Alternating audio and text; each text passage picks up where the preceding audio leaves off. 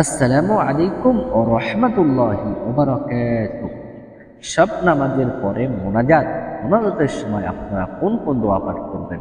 নবী করিম সাল্লাল্লাহু আলাইহি ওয়াসাল্লাম তিনি কোন দোয়াগুলো পাঠ করতেন তিনি যখন মুনাজাত করতেন, এবং মুনাজাতের শুরুতে তিনি কি পাঠ করতেন, শেষে তিনি কি পাঠ করতেন, মুনাজাতের সময় কোন ভুলগুলো করলে মহান আল্লাহ তাআলা রব্বুল আলামিন আপনার মুনাজাতটাকে ফিরিয়ে দেবেন, কবুল করবেন না।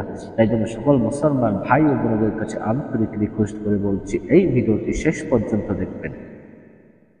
যে সকল ভাই এবং বোনেরা এই চ্যানেল নতুন আছেন অবশ্যই চ্যানেলটিকে সাবস্ক্রাইব করবেন, লাইক কমেন্ট শেয়ার করতে ভুলবেন না।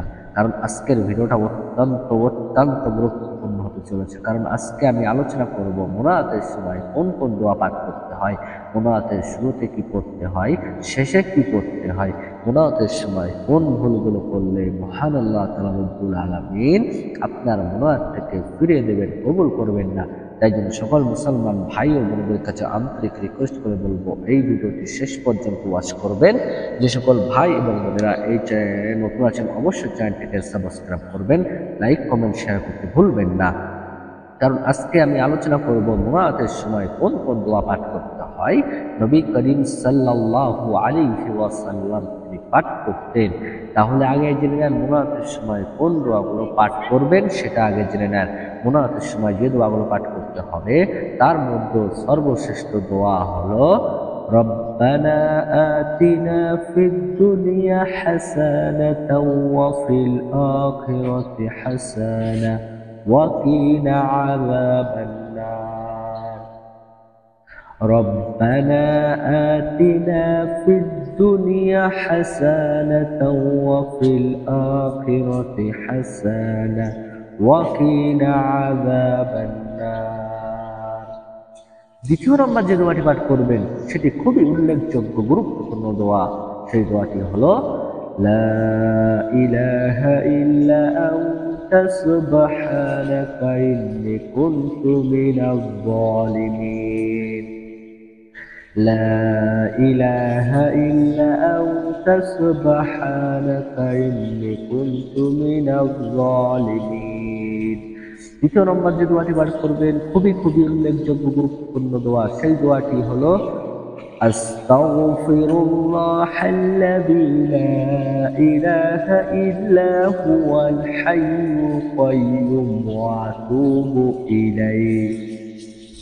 আস্তাগফিরুল্লাহাল্লাযী লা ইলাহা ইল্লা হুয়াল হাইয়ুল কাইয়্যুম ওয়া আতুবু ইলাইহি।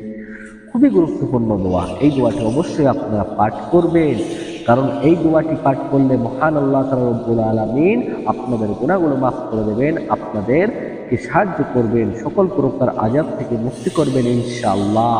তাই জন্য সকল মুসলমান ভাই ও বোনদের কাছে আন্তরিক রিকোয়েস্ট করে বলবো, এই দোয়াগুলো পাঠ করবেন।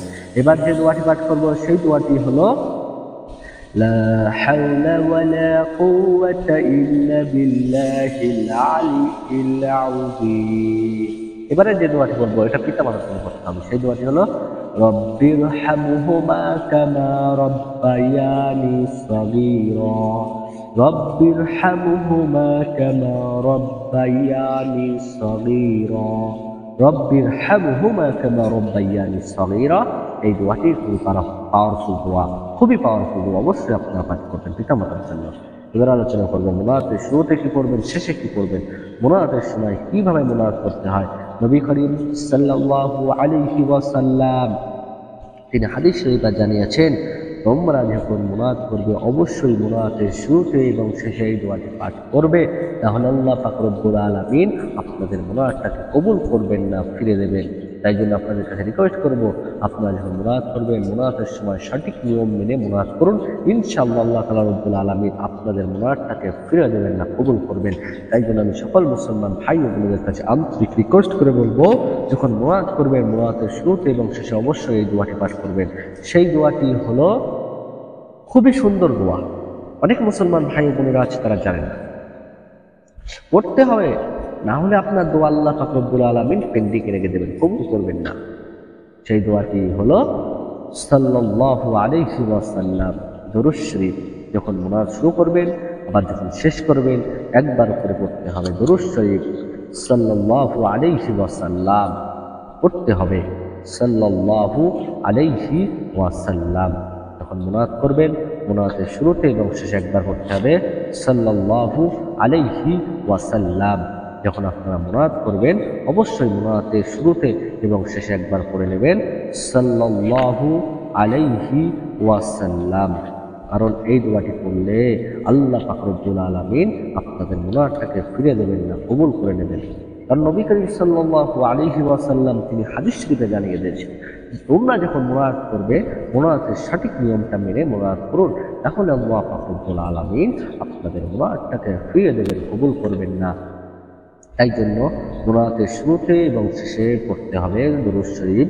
এই দুরূদ শরীফটা পড়বেন, খুবই পাওয়ারফুল দোয়া, খুবই পাওয়ারফুল দুরূদ শরীফ। সেই দুরূদ শরীফটা হলো আল্লাহুম্মা সাল্লি আলা মুহাম্মাদিন ওয়া আলা আলি মুহাম্মাদ কামা সাল্লাইতা আলা ইব্রাহিম ওয়া আলা আলি ইব্রাহিম ইন্নাকা হামিদুম মাজিদ।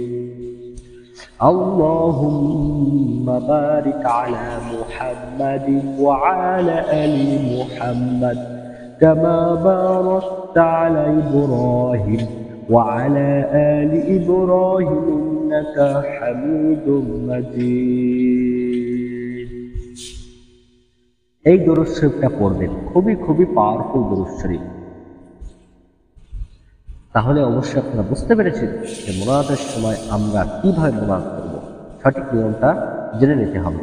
না হলে আল্লাহ পাক রব্বুল আলামিন আপনাদের মুনাজাতটাকে ফিরিয়ে দেবেন, কবুল করবেন না। তাই জন্য আপনারা অবশ্যই মুনাজাতের শুরুতে এবং শেষে একবার করে পড়বেন দুরূদ শরীফ। সাল্লাল্লাহু আলাইহি ওয়াসাল্লাম পড়তে পারেন, অথবা দুরূদ শরীফ দোয়া দরুদ ইব্রাহিম পড়বেন। এই দরুদ ইব্রাহিমটা খুবই পাওয়ারফুল দুরূদ শরীফ, যেটা আমরা নামাজে পাঠ করি। তাই জন্য আপনারা পাঠ করবেন।